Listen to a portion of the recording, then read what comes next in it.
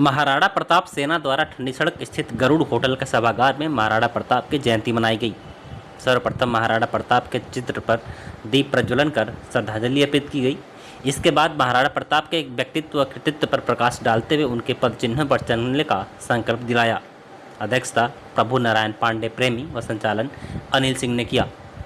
सेना प्रमुख विजेंद्र सिंह ने कहा कि महाराणा प्रताप इतिहास के वह पुरोधा हैं जिन्होंने कभी अपने राज्य को कभी भी परातंत्र नहीं होने दिया। मेवाड़ के स्वाभिमानी योद्धा, राष्ट्रभक्ति की प्रतिमूर्ति वीर शिरोमणि महाराणा प्रताप की जयंती अनंत काल तक उनके गौरव गाथा का ये सुगान करती रहेगी। धर्म रक्षा के लिए उन्होंने विशाल मुगल सेना के सामने चट्टान की भांति अडिग रहे। उनकी शौर्य गाथा सदा अजर अमर रहेगी। ऐसे स्वाभिमानी व्यक्तित्व की प्रतिमा आजमगढ़ में लगाने के लिए महाराणा प्रताप सेना कटिबद्ध है। प्रशासन से लगातार यह हर स्तर पर प्रयास किया जा रहा है। अगर उपेक्षात्मक रवैया रखा जाएगा तो स्वयं महाराणा प्रताप सेना अपने स्तर से चंदा लेकर आजमगढ़ के नरौली चौराहे पर स्वाभिमानी योद्धा की प्रतिमा स्थापित कराने का काम करेगी। भाजपा प्रदेश कार्य समिति सदस्य अखिलेश मिश्रा गुड्डू ने कहा कि वह अतिथि धन्य है जब मेवाड़ की शौर्य भूमि पर मेवाड़ मुकुटमणि महाराणा प्रताप का जन्म हुआ। वे अकेले ऐसे वीर थे जिन्होंने मुगल बादशाह अकबर की अधीनता किसी भी प्रकार स्वीकार नहीं की। उन्होंने आगे कहा कि परिवार के साथ राष्ट्र की चिंता परम आवश्यक है। ऐसी सीख महाराणा प्रताप का जीवन देता है। पत्रकार वार्ता में जब एक पत्रकार ने पूछा कि आजमगढ़ जनपद में एक भी महाराणा प्रताप की प्रतिमा सार्वजनिक स्थल पर नहीं है, तब सांसद ने कहा कि मुझे इसकी जानकारी नहीं है। आपके द्वारा संज्ञान में आया है, विचार किया जाएगा। इस अवसर पर जिला अध्यक्ष सुरेश सिंह, अमलेश सिंह, राणा प्रताप सिंह, महाराष्ट्र प्रांत प्रभारी हेमंत सिंह, श्याम नारायण सिंह, भागवत तिवारी, वीरभद्र सिंह, दुर्गेश सिंह, बलवंत सिंह, जय सिंह, सत्यनारायण सिंह, लल्लन सिंह, हवलदार सिंह, अच्युतानंद त्रिपाठी, दिनेश खंडेलिया, MP सिंह, गौरव, दीनानाथ सिंह, रामपलट विश्वकर्मा, मिथिलेश सिंह, चंदन सिंह सहित कई लोग मौजूद रहे।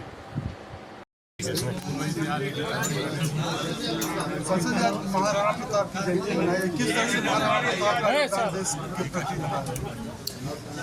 महाराणा प्रताप जी की आज जयंती है और आज उनको याद किया गया। यहाँ पे कार्यक्रम हुआ और हम लोग तो बचपन में ही उनके बारे में पढ़ते थे कि राणा प्रताप के घोड़े से पड़ गया हवा का पाला था।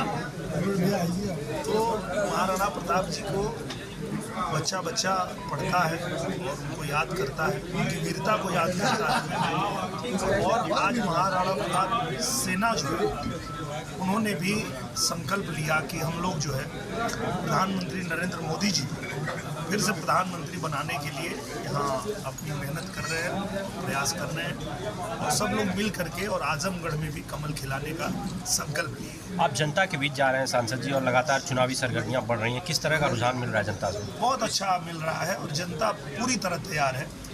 जनता भी जान चुकी है कि प्रधानमंत्री नरेंद्र मोदी जी ही बन रहे हैं और सरकार के साथ 1.5 साल रह के आजमगढ़ ने देखा है कि आजमगढ़ में कितना तेजी से विकास हुआ है। आजमगढ़ में रिंग रोड बन रहा है, आजमगढ़ में नया रेलवे स्टेशन बन रहा है, आजमगढ़ में हवाई अड्डा शुरू हो गया, आजमगढ़ में जितनी सड़कें थी वो सब बन गई। 10-10 विधायक चुना था सपा का आजमगढ़ में, वो अपने गांव की सड़क नहीं बना पाते हैं, उनकी भी सड़क हम लोग बनवा दिए। तो जनता समझ गई कि काम अगर करना है तो यहाँ कमल ही खिलाना पड़ेगा, तो जनता भी तैयार है। सर, जीरो टॉलरेंस की बात हो रही है, ऐसे में बीजेपी उपाध्यक्ष के ऊपर मुकदमा भी दर्ज करा दिया गया है किन्हीं कारणों से, उस पर क्या कहेंगे आप? कहाँ पे? आजमगढ़ में जिला उपाध्यक्ष अजय सिंह होता है। चुनाव जब आता है तो चुनावी रंजिश में बहुत लोग अपना अपना खेल करते हैं और हम लोग देखेंगे उसको। सांसद जी, आजमगढ़ में महाराणा प्रताप की एक भी प्रतिमा नहीं, महाराणा प्रताप सेना आपके साथ है और कई बार आपके कार्यक्रम हुए, इस पर क्या कहेंगे? अगर नहीं है तो इसको तुरंत हम लोग बनवाएंगे, क्योंकि ये तो होना ही चाहिए। देश के अलग अलग हिस्से में हम लोग जाते हैं, वहाँ महाराणा प्रताप की प्रतिमा को देख करके एकदम गर्व से सर ऊंचा हो जाता है। अगर आजमगढ़ में नहीं है तो मेरे संज्ञान में अभी नहीं आया था, पर हम बनवाएंगे। 4 जून के बाद अगर जनता आपको जनमत देती है तो अगला कदम आजमगढ़ में क्या होगा? नई शुरुआत किस तरह से? सबसे पहली शुरुआत तो होगी अंतर्राष्ट्रीय हवाई अड्डा। हमारा रिंग रोड जो हमने पास करवा लिया वो बनवाना है। उसके बाद महायोजना लागू हो गई है, मंदुरी से लेकर के और आपके चक्रपानपुर तक वो पूरा का पूरा एरिया आ जाएगा महायोजना में। और आप देख रहे हैं कि जैसे बनारस और गोरखपुर में काम हो रहा है, उसी तर्ज पे आजमगढ़ में भी काम होगा और आजमगढ़ वैसे ही चमकाने का काम हम लोग करेंगे। आजमगढ़ में कई तपोस्थलियाँ हैं, क्या उनको भी विकसित किया जाएगा जैसे काशी और मथुरा किया जा रहा है? बिल्कुल बिल्कुल, यहाँ जो तपोस्थली है उसके बारे में मैंने पत्र भी लिखा है, प्रधानमंत्री जी को भी लिखा है, मुख्यमंत्री जी को भी लिखा है।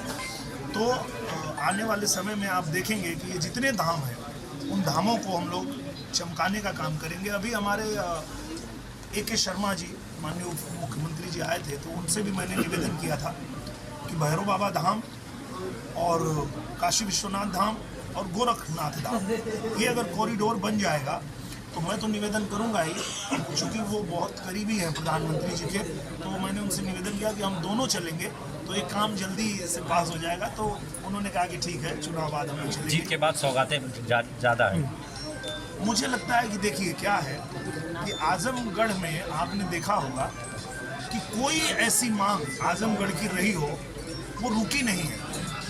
आज़ादी के बाद से लोग मांग रहे थे कि रेलवे लाइन नहीं बन जाए, गोरखपुर आजमगढ़ बनारस, और वो हम लोग को 1.5 साल मौका मिला, हम लोग गए लेकर के मांग रखे, मिल गया, उसका सर्वे हो गया, अब वो बनने जा रहा है।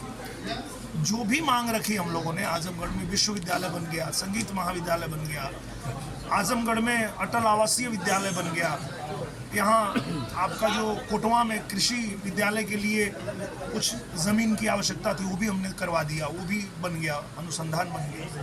तो कहने का मतलब ये है कि जब आप आजमगढ़ में रहेंगे, आजमगढ़ के लोगों के बीच में रहेंगे, उनकी बात सुनेंगे, तो आपको पता चलेगा कि करना क्या है। बाकी लोगों का तो ये है कि वो चुनाव में आते हैं, जीते चाहे हारे, भाग जाते हैं, तो वो नहीं जान पाते कि आजमगढ़ को क्या चाहिए। हम लोग हारे तो भी यहाँ रहे, हमको जो जो पता चला हम वो काम करवाते रहे, और जीते हैं तो भी यहाँ रह के काम किए हैं। और जनता इसीलिए फिर से एक और मौका देगी, और हम लोग 5 साल का जब मौका मिलेगा, अभी तो बड़ी बड़ी सड़कें बनाए हैं, 5 साल मिलेगा तो गाँव की भी सड़कें चमका देंगे। Thank you sir. ठीक सर।